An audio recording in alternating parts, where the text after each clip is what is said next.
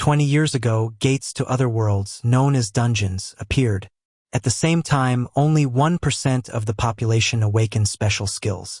Following these events, an adventurers' guild was created for those who wished to challenge the dungeons. A boy is seen registering at the adventurers' guild to become an adventurer. He's told that he doesn't have any skills and is asked if he's sure he wants to continue. The protagonist replies yes and asks them to please register him. He overhears a girl saying that she also wants to register, even though she doesn't have any skills either. The protagonist is shocked that someone else is as crazy as him. A C-rank adventurer named Fukumoto-san offers to show the newbies how things work around the guild. Adventurers are ranked from F to S. In the next scene, the girl asks the protagonist why he wants to become an adventurer despite having no skills. He explains that his parents disappeared when he was younger, and he needs money to take care of his sister. One day, he came home to find his sister unconscious. After rushing her to the hospital, she was diagnosed with incompatible skill syndrome. She awakened a skill that is slowly eating away at her own body. The protagonist plans to collect valuable items and magic stones from dungeons to pay for her treatment, which will cost around 500 million yen. The girl is moved by his story. The two of them approach a building where they meet their senior adventurers. The seniors explain that they'll be entering a dungeon for hands-on experience. The seniors enter the portal first, followed by the girl.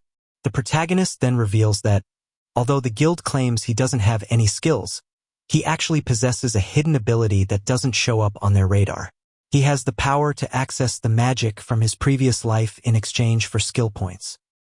Magic acquired this way can be used without consuming MP. He plans to level up using this method to regain the powerful spells he once had. The protagonist was reincarnated. In his past life, he excelled at magic and was known as the solitary archmage. However, he considers this life with his sister far more important. He wants to become even stronger than before so he can afford her treatment. Later in the dungeon, the seniors show off their abilities, trying to impress the protagonist and the girl. However, their real plan is to avoid teaching them anything. Suddenly, a monster charges at the girl, but a random column collapses onto it. No one understands what happened, but the protagonist stands with his hand resting on his sheathed sword. The group finally reaches the dungeon boss chamber. A system window appears. First condition: arrive at the boss chamber without taking any damage. Fulfilled. Second condition: bring 2 newcomers. Fulfilled. Third condition: bring someone who has yet to awaken a skill. Fulfilled. All 3 conditions have been met. Suddenly, the dungeon summons an extra boss. The door seals behind them. The seniors panic and try to flee.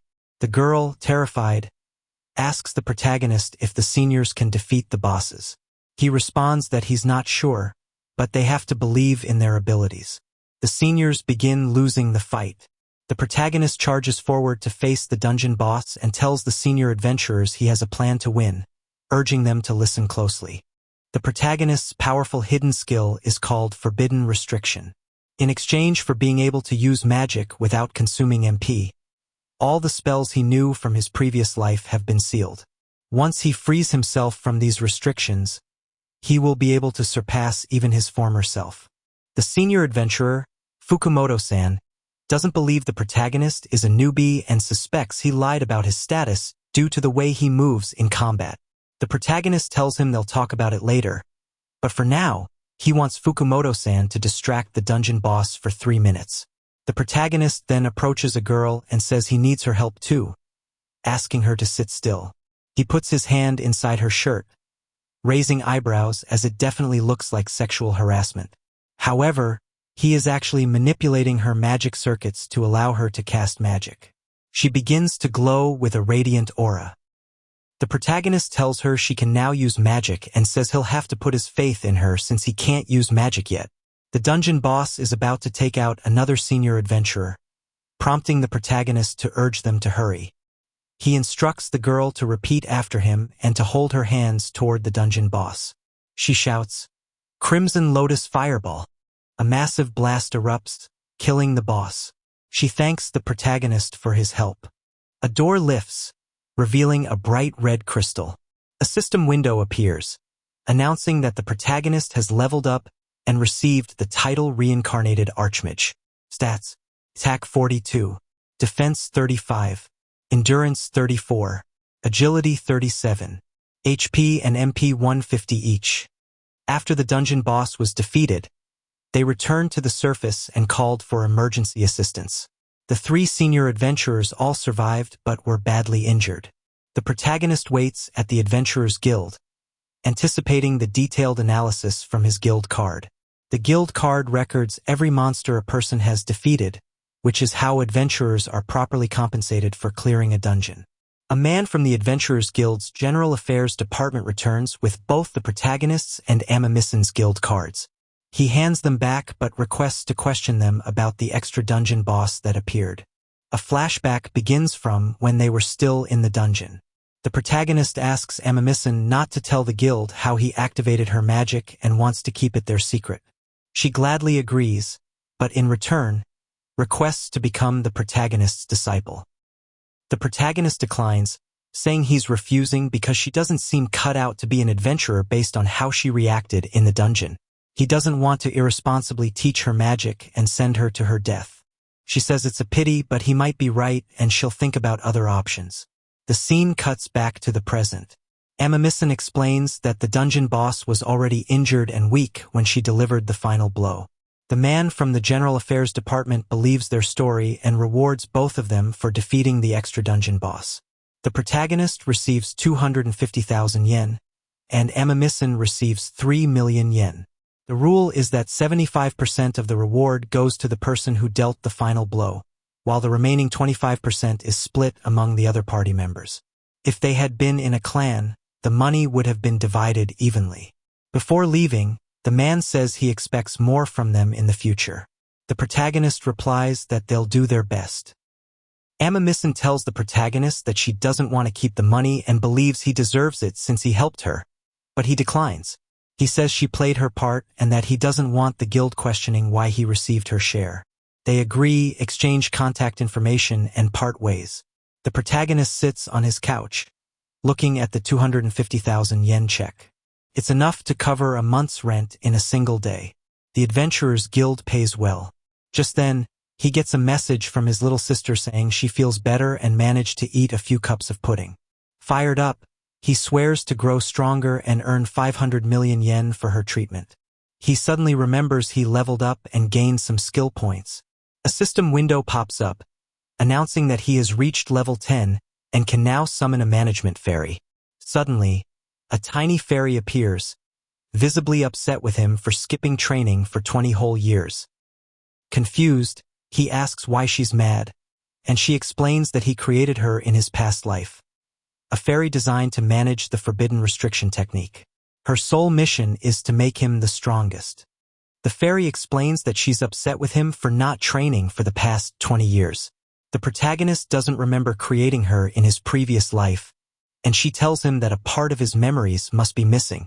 He says he doesn't remember his death but recalls growing weaker each day due to an incurable disease.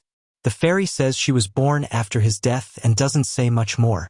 The protagonist suspects that his former self probably limited what she is allowed to say. He asks how she can make him stronger, and she replies that it can be done by updating the forbidden restriction skill. She then activates a new system window called Item Trade. The fairy explains that, with this system, he can retrieve any item his past self acquired at any time. However, the items are limited by stock. The protagonist wonders if that includes his item box from his past life as an archmage. The fairy confirms it does. She adds that he was quite the collector and has an abundance of rare items that can be retrieved. Though in disbelief, the protagonist is intrigued, until the fairy says there's a fee tied to the trading conditions. He opens the item trade window and begins browsing. He sees a holy sword, a demon sword, and then realizes he can obtain the omnipotent elixir, which instantly heals all illnesses and injuries. However, the price is steep, 500 million yen for 5 bottles. The protagonist feels uneasy but accepts that he'll just have to earn the money. It motivates him. The fairy then shares one last piece of news. While he was fighting the dungeon boss, She secretly placed a buff on him that doubles his experience points when defeating powerful enemies. Now understanding everything, the protagonist resolves to use the forbidden restriction skill to its fullest potential.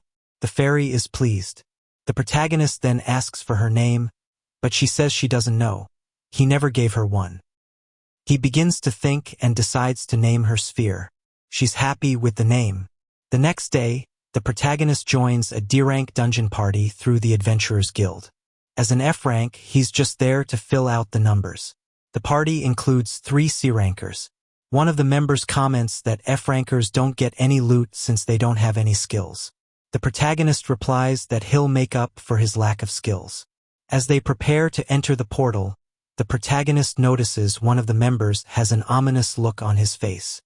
The next scene shows the group fighting monsters. One monster is about to breathe fire, but the girl adventurer doesn't notice. The protagonist jumps in front of her and defends against the monster. He has a flashback to when he was in his apartment using his points to equip an enhanced skill.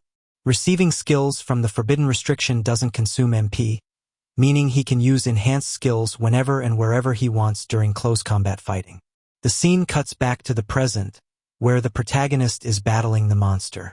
He uses a skill called Sonic Impact and obliterates it. A system window appears, stating that he gained 2 experience points and has leveled up. Everyone in the party is shocked by what they just witnessed.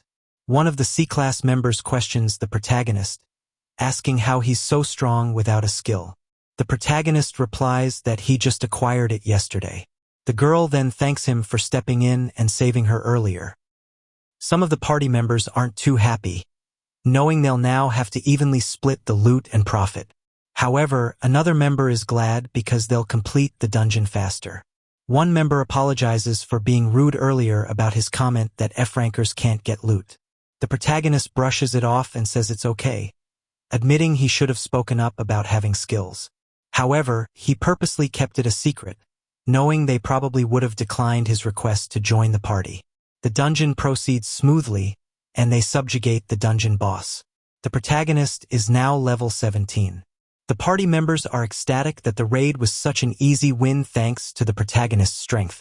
As they decide to head back to the Adventurers Guild, one of the party members is suddenly pierced in the chest by a red, glowing dagger. It's the member with the ominous expression. He smiles in satisfaction after killing his teammate.